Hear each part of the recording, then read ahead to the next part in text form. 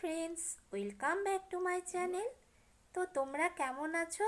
আশা করি সকলে ভীষণ ভালো আছো। তো আজকে আবারও আমি একটা নতুন রেসিপি নিয়ে তোমাদের সামনে হাজির হয়ে গেছি। সেটি হচ্ছে ছোট চিংড়ি মাছের মালাইকারি। তো এই ছোট চিংড়ি মাছের মালাইকারি আমি কি উপকরণ দিয়ে করব আর কিভাবে করব চলো দেখে নাও। আজকে মালাইকারির জন্য আমি মিডিয়াম সাইজের চিংড়ি মাছ নিয়েছি। এখানে গলদা চিংড়ি আমি ব্যবহার করছি না, আর আমার চিংড়ি মাছটা মিডিয়াম সাইজের। এখানে আমি পেঁয়াজ 3টে নিয়েছি, কুচিয়ে নিয়েছি। এখানে টমেটো 2টো নিয়েছি। এখানে 50 গ্রাম টক দই নিয়েছি। এখানে 2 চামচ আদা বাটা নিয়েছি। এখানে 2 চামচ রসুন বাটা নিয়েছি। এখানে 5 থেকে 6টা কাজু বাদাম বাটা আছে। আর এখানে নিয়েছি আমি গরম মশলা বাটা। এখানে ফোড়ন দেওয়ার জন্য আমি 2টো এলাচ, দারচিনি আর একটা তেজপাতা নিয়েছি। এখানে 3 চামচ মতো লবণ আছে, স্বাদ মতো। আমার যতটা লাগবে আমি ততটাই দেব। এখানে 1 চামচ মতো জিরে গুঁড়ো আছে। এখানে লঙ্কার গুঁড়ো আছে 1/2 চামচ মতো। এখানে ধনে গুঁড়ো আছে 1 চামচ মতো। এখানে কাশ্মীরি লঙ্কার গুঁড়ো নিয়েছি 1 চামচ মতো। এখানে স্বাদ মতো চিনি নিয়েছি। এখানে হলুদ গুঁড়ো নিয়েছি 1 চামচ মতো।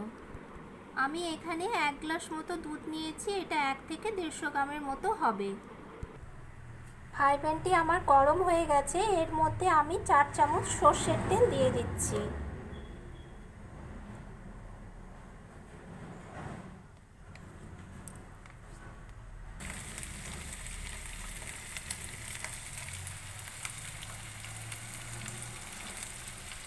গরম তেলে এবার আমি মাছটাকে ভেজে নেব।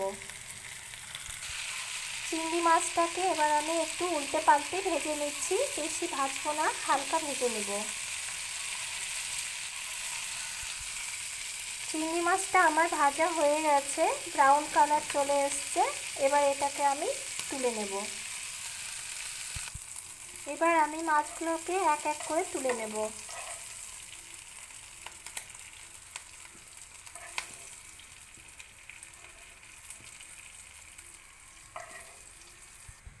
আমি গোটা মশলাগুলো নিয়ে নিয়েছি, এগুলো এবার আমি ফোড়নের জন্য ছেড়ে দিব। তো এটাকে আমি বেশ ভালো করে নেড়ে নিচ্ছি, যতক্ষণ না এটা থেকে ভালো একটা স্মেল বেরোয় ততক্ষণ আমি নেড়ে নেব। এটা থেকে আমার খুব সুন্দর স্মেল বেরোচ্ছে। এবার আমি পেঁয়াজ কুচিগুলো এর মধ্যে দিয়ে দেব।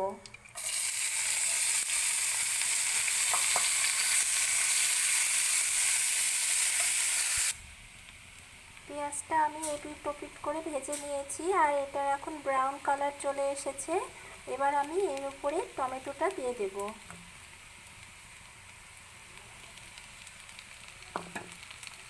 তো টমেটোটা দিয়ে এটাকেও আমি ভালো করে এপিট ওপিট করে 1 মিনিটের মতো ভেজে নিব। আমার ভালো মতো পেঁয়াজ আর টমেটোটা ভাজা হয়ে গেছে। এবার এর মধ্যে আমি আদা বাটাটা দিয়ে দেব। আদা বাটাটা দিয়েও আমি 1 মিনিটের মতো ভেজে নিব। এবার আমি রসুন বাটাটা দিয়ে 1 মিনিট মতো ভেজে নিব।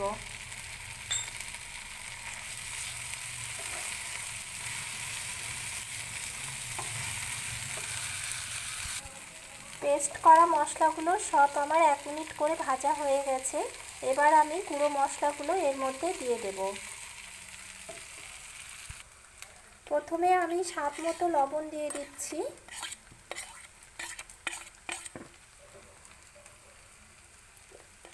এরপরে ধনা গুঁড়ো দিয়ে দিচ্ছি, লঙ্কা গুঁড়ো দিয়ে দিচ্ছি,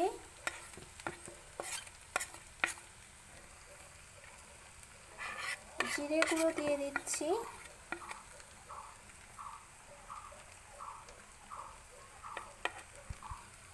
কাশ্মীরি লঙ্কার গুঁড়ো দিয়ে দিলাম,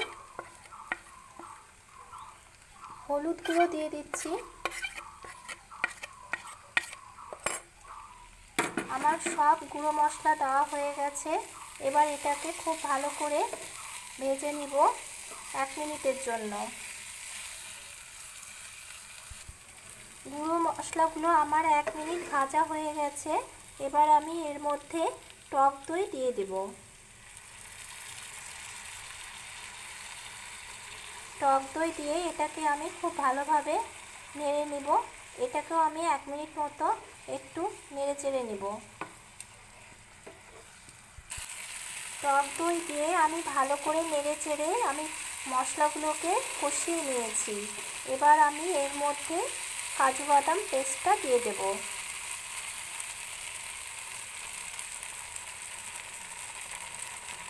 এটাকে দিয়ে আমি 1 মিনিটের মতো নেড়ে চেড়ে নেব। আবার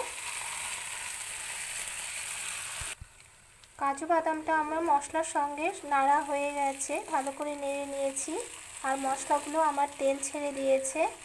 এবার আমি এর মধ্যে কোকোনাট মিল্ক দিয়ে দেব।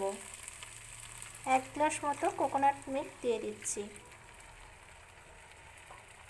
তো কোকোনাট মিল্ক দিয়ে এবার এটাকে খুব ভালো করে নেড়ে নিচ্ছি।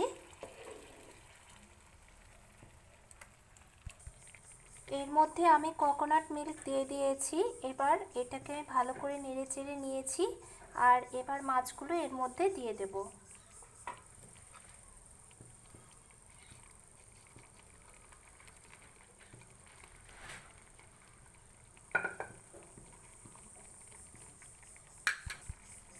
মাছগুলো দিয়ে আমি নেড়ে চেড়ে নিয়ে এবার এটাকে 5 মিনিটের জন্য ঢেকে রান্না করব। আমি এবার মাছটাকে ঢেকে দিচ্ছি। আমি 5 মিনিট পরে ফিরে এলাম। এবার দেখে নিব মালাইকারি কতটা রেডি হয়ে গেছে চিংড়ি মাছের।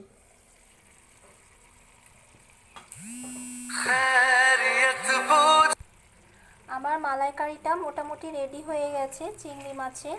এটাকে একটু আমি আবার নেড়ে চেড়ে নিব আর এর মধ্যে এবার স্বাদ মতো আমি একটু চিনি দিয়ে দেব।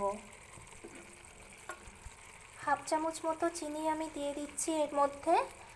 আর গরম মশলা বেটে রেখেছিলাম, সেই গরম মশলাটা আমি এর মধ্যে দিয়ে দিচ্ছি। দিয়ে এবার এটাকে আমি অল্প সময় একটু নেড়ে চেড়ে নিব।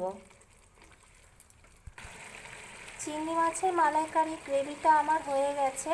এবার এটাকে আমি গ্যাসের ফ্লেমটা অফ করে নামিয়ে নেব।